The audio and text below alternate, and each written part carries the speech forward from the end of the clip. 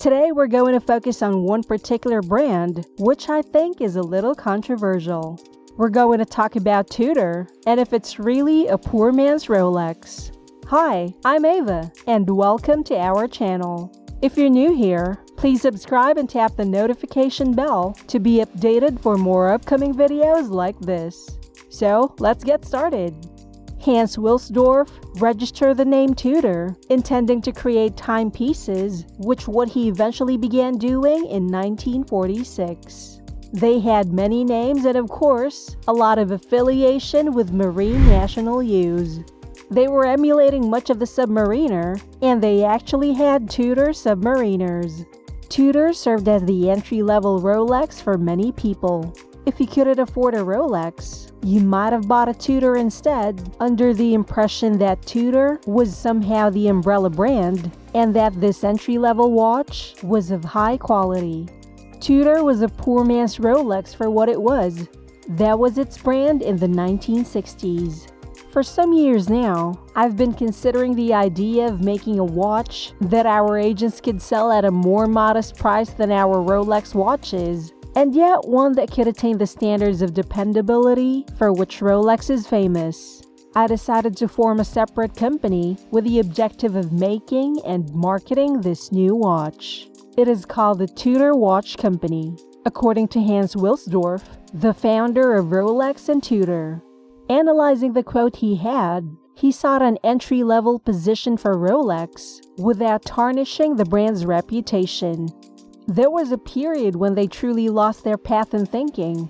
The fire hydrant and other somewhat bizarre items were released. They departed the United States market for a decade. Then, though, something happened. We must create our own watches that reflect our past while still being distinctive, they considered. So let us discuss that now.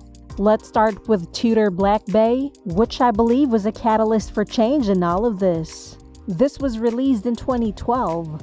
Kevin O'Leary agrees with this and said, "Tudor is now recognized as a unique brand. It has been priced at less than $5,000. As a result, they are stealing shares from a bunch of people that were also in that space. And they did something that is really important to collectors. There are excellent dials, a wide variety of options, and excellent work being done here." Also, according to Kevin, this is not the poor man's Rolex anymore.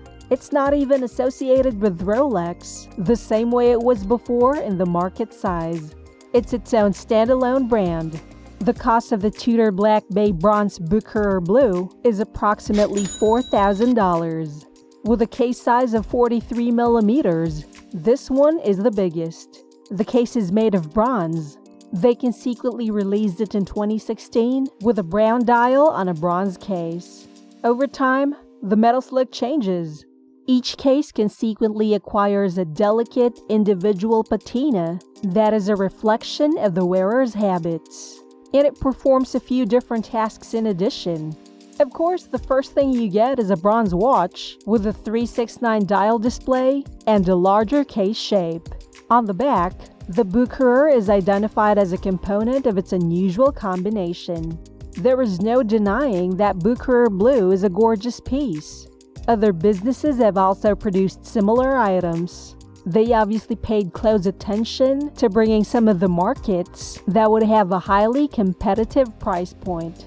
However, Tudor uses a different alloy with a significant amount of aluminum, which makes it possible to maintain that uniform color longer than some other brands. Next is Tudor Black Bay 36. If you want to wear a sports coat, you could wear it in an athletic setting and possibly with some fancier clothing. You wouldn't need to wear a full suit, but it might work. The Black Bay Tudor has a 41mm and a 36mm case size. These had their debut in 2016, and I simply believe, for someone who just wants a piece that can do it all, wants something with that style, and of course, design features with the hands, this is the right watch for them. And it costs around $3,000.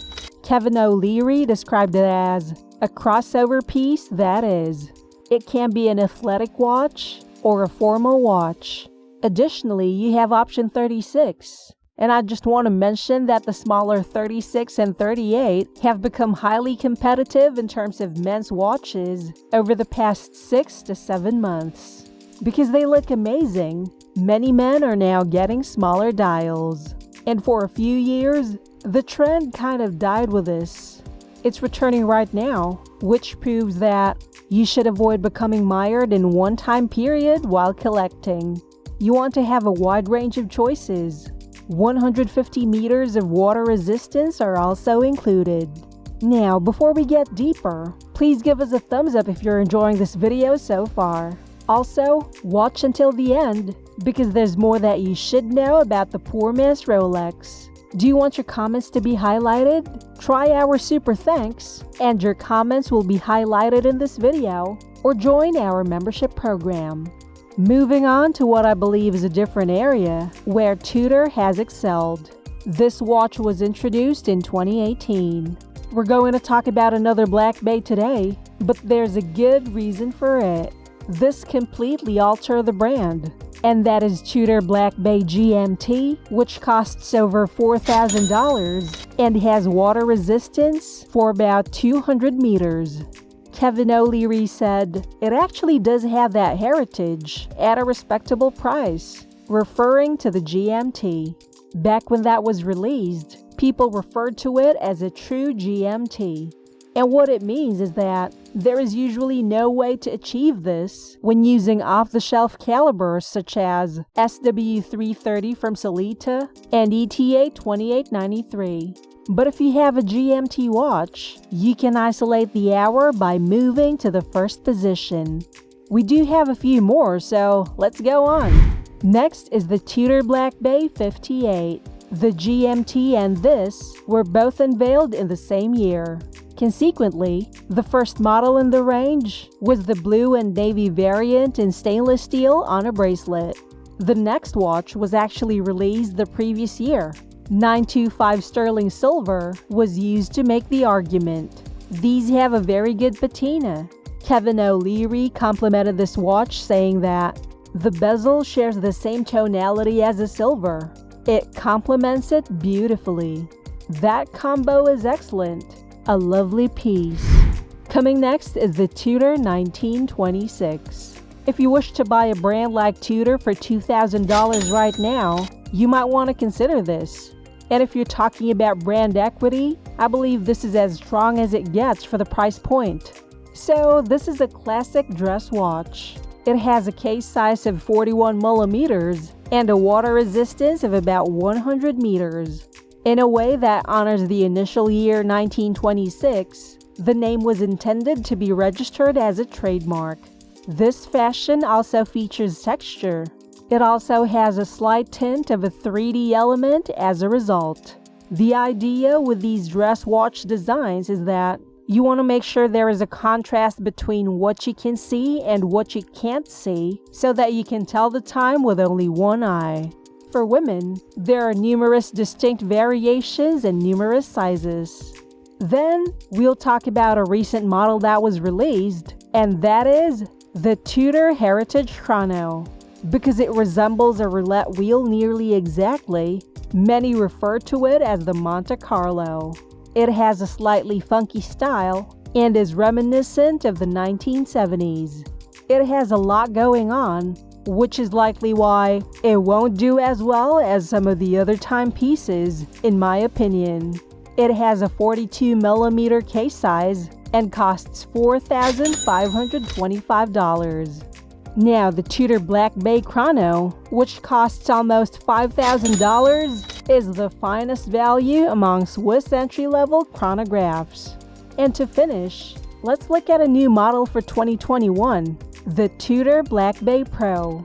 It is extremely comparable to GMT when you look at it, and Kevin O'Leary said that he's seeing it as a vintage Rolex, and it is his favorite watch currently. The Tudor Black Bay Pro has a 39mm case size and a water resistance of about 200 meters.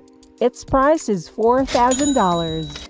You have to hand it to Tudor because, to get beyond GMT, they have concentrated on fantastic dials amazing prices, and plenty of fascinating technology. And $5,000 and under tells it all. So now, can you really say that Tudor is a poor man's Rolex? Well, we'd love to know your thoughts about this in the comment section below. That's it for today. Thanks for watching. Please subscribe, like, and share this video. This was Ava. If you're planning to buy Rolex watches together with a Tudor, then I recommend you to know the expert's top pick Rolex watches. So click and watch the next video here.